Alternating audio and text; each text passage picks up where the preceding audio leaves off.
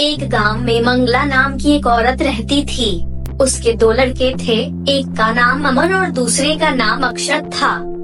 अमर सबसे बड़ा लड़का और अक्षत छोटा लड़का था। मंगला का पति बहुत साल पहले गुजर गया था, इसलिए मंगला अकेले ही अपने दोनों बच्चे का लालन पालन और पढ़ाई लिखाई कराने की जिम्मेदारी निभा रही थी। अमर और अब दोनों बड़े हो चुके थे।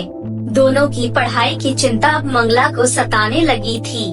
एक दिन मंगला का भाई मंगला के यहाँ घूमने आया, तो मंगला ने अपने चिंता का कारण अपने भाई को बताया। मैं अपने दोनों लड़कों को कॉलेज की पढ़ाई के लिए शहर भेजना चाहती हूँ, पर मेरे पास पैसे नहीं है।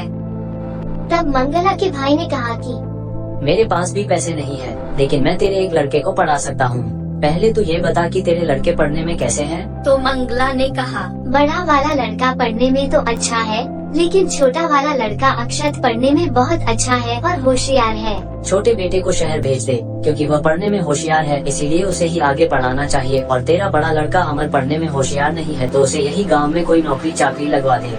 यहाँ नौकरी करके कुछ पैसे कमाएगा और तेरे साथ रहकर तेरी सेवा भी करेगा। मंगला को अपने भाई की यह सलाह बहुत ही पसंद आई। उसने भाई की मदद से अपने छोटे लड़के अक्षत को पढ़ाई लिखाई के लिए शहर भेज दिया और गांव के सरपंच से बात करके अमर को गांव के ही एक छोटे से ढाबे में रखवा दिया। गांव के ही ढाबे में अमर काम करने लगा और थोड़े थोड़े पैसे कमा कर माँ की घर चलाने में मदद करने लगा। इधर शहर में अक्षत की पढ़ाई भी पूरी हो गई और वह शहर के एक बहुत बड़े फूड चेन होटल में मैनेजर की नौकरी पा गया। यह खुशखबरी सुनाने के लिए वह गांव आ गया और अपनी माँ और भाई को मिठाई खिलाकर उसे अपने नौकरी लगने की बात बताई। उसने अपने माँ को बताया कि उसकी शहर में एक बहुत बड़े फूड चेन होटल में नौकरी लग गई है। ये फूड चेन होटल क्या होता है?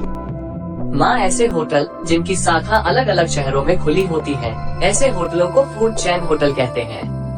यह सुनकर मंगला ने अपने छोटे बेटे को खूब आशीर्वाद दिया।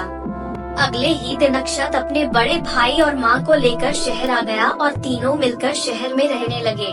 एक दिन शाम को काम खत्म करके जब घर आया तो उसने अपने बड़े भाई और अपनी माँ को बताया कि आज रात को हमारे होटल के बॉस हमारे यहाँ डिनर के लिए आ रहे हैं। माँ ने कहा, ये तो बहुत अच्छी बात है, तू बाजार से सब्जी भाजी ले आओ, मैं उनके लिए खाना बना देती हूँ। माँ, तेरी तबीयत ठीक नहीं रहती है, इसलिए अक्षत के बॉस के स्वागत के लिए मैं खाना बना दूंगा। तुम खाना बनाना कब सीख लिए और क्या तुमसे खाना बनता भी है? हाँ, मैं गांव में एक छोटे से ढाबे में काम करता था, वहाँ रहकर मैंने खाना बनाना सीख लिया। तुम चिंता मत करो, तुम्हारा बॉस जब मेरे हाथ का बना खाना खाएगा तो उंगलियाँ चाटता रह जाएगा। तभी दरवाजे का डोरबेल बाजा तो अमर ने कहा, देखो अक्षत, लगता है तुम्हारे बॉस आ गए हैं। मैं दरवाजा खोलता हूँ। तुम्हारे पास कपड़े पहनने के सलीके नहीं है। तुम गरीब और अनपढ़ की तरह कपड़े पहनते हो, इसलिए तुम दरवाजा मत खोलना, वरना बॉस को लगेगा कि हम लोग कितने पिछड़े लोग हैं। और जब तक बॉस रहेंगे तो तुम बॉस के सामने मत आना, किचन में ही रहना। अमर को अक्षत की बातें सुनकर थोड़ा सा बुरा लगा, लेकिन फिर उसने सोचा कि उसका भाई पढ़ा लिखा है तो सही बोल रहा होगा। अक्षत बॉस को अंदर लेकर आया और अपनी माँ से परिचय करवाया। कुछ देर बातचीत होने के बाद बॉस को खाना परोसा गया।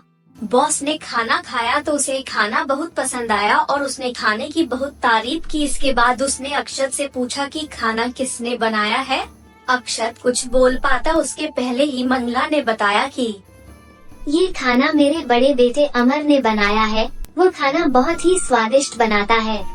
बॉस ने अक्षत की ओर देखा और बोला, तुमने अपने भाई से तो मुझे मिलवाया ही नहीं। मैं तुम्हारे भाई से मिलना चाहता हूँ, वो बहुत ही स्वादिष्ट खाना बनाता है।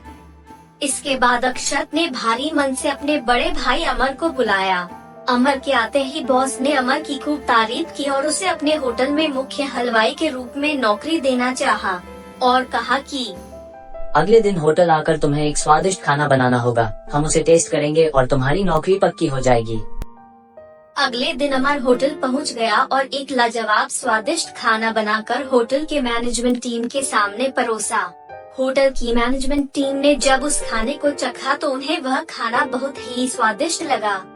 तभी बॉस ने अमर से कहा कि मुझे तुम्हारा स्वादिष्ट बनाया हुआ ये भोजन बहुत ही अच्छा लगा, लेकिन मुझे दुख है कि तुम्हारा भाई तुम्हें यहाँ नौकरी करता हुआ नहीं देखना चाहता।